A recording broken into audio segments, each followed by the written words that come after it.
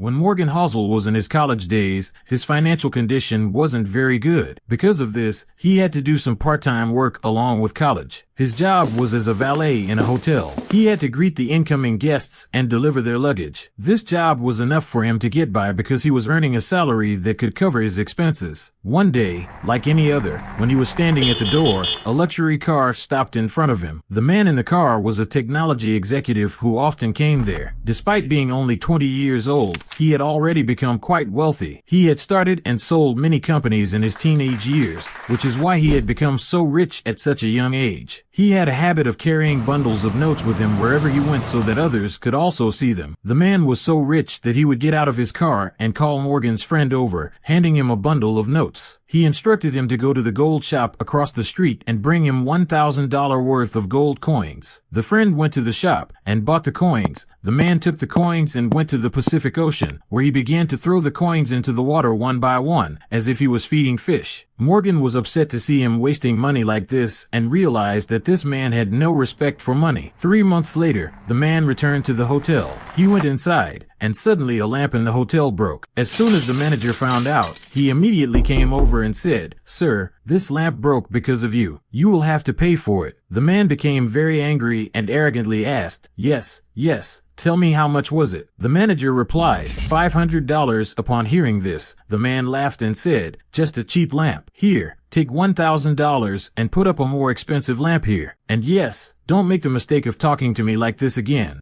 Morgan was watching all this and started thinking about how strange this man's behavior was. Would he always be like this? The answer came to the author in the next year. Because of his new, extravagant behavior, the man was not able to focus on his company's investment, which led to his company being on the verge of bankruptcy. Suddenly becoming so poor turned his life upside down. He was not able to muster the courage to do anything new. Remembering old times, he suddenly had a heart attack. Although he survived, he became mentally disabled. Morgan learned a very big lesson from his life, and that lesson was that no matter how much you earn, if you don't know how to handle money properly, that money will always make you its slave. And even if you don't want to, you will trap yourself in such habits from which it is very difficult to get out. Morgan says in his book, The Psychology of Money, that if you are thinking that if a person becomes a billionaire, how can he lose money? The answer will be that if you spend $1 million every day after becoming a billionaire, you will lose all your money within the first year. In our life, just earning money is not everything. What is your relationship with money, and how do you behave when money comes in? Tracking this is also very important. Morgan explains that the reason behind all this is our psychology. Money is the first thing in this world that easily attracts anyone and manipulates people to do things they don't even want to do. That's why in today's time, the most difficult task is not to become rich, but to maintain that wealth. In today's video, you will learn some more facts related to money, where you will find out whether our behavior towards money leads us towards wealth or makes us poorer. So without wasting any more time, let's get straight to the point. Lesson number 1, luck and risk.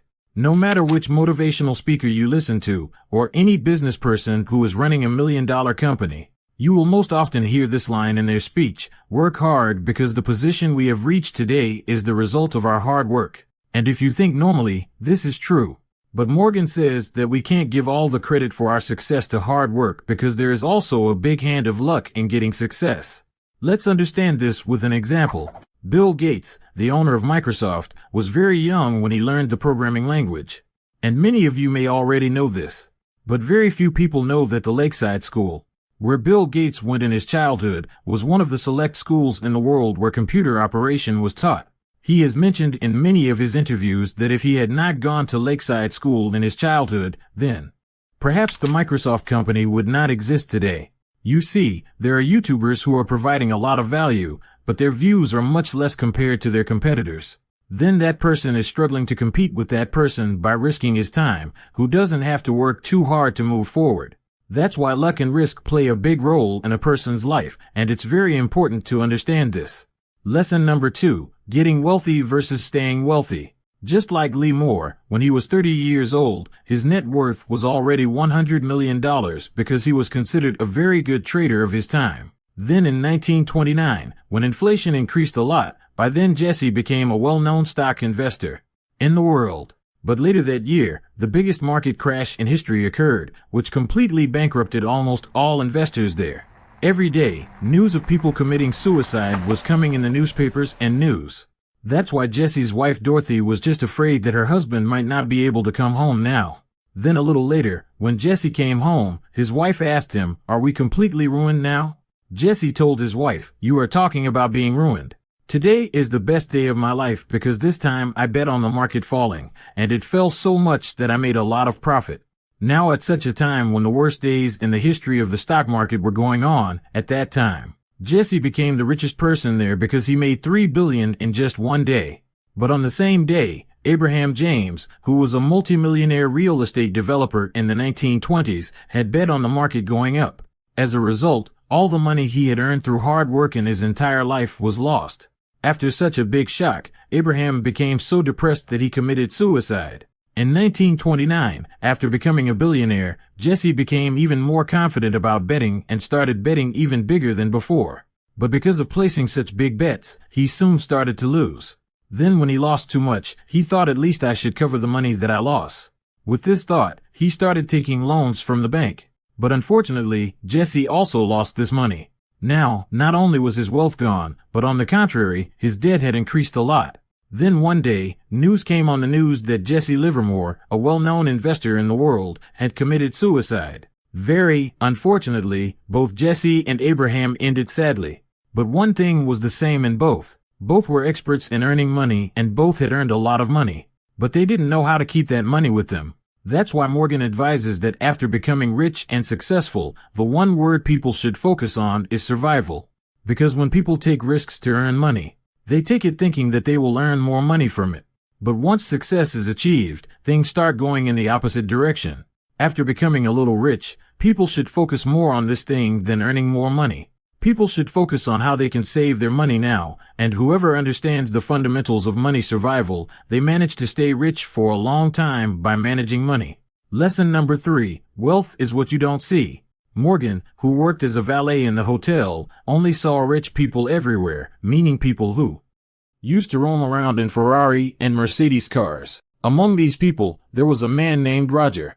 One day, Roger arrived at a hotel and Morgan noticed that Roger came in an expensive Porsche car. Seeing Roger in such an expensive car, Morgan assumed that Roger must belong to a rich family. However, a few months later, Roger came to the hotel again, but this time he arrived in an old Honda car. Seeing this, Morgan was very surprised. Morgan found all of this very strange and went to Roger to ask him about his expensive car. In response, Roger explained that he had actually bought the car on EMI. When he was unable to pay the EMI on time, the company repossessed the car. The way Roger was telling all this to Morgan, it didn't seem like he was sad about it at all. It seemed like he was just talking about his daily routine. Morgan says in his book that people with a mindset like Roger are filled in Los Angeles. If people there see someone with expensive stuff, they believe that this person must be very rich. But they don't have any information about that person's inner background. No one knows whether he bought this thing with his own money or borrowed it.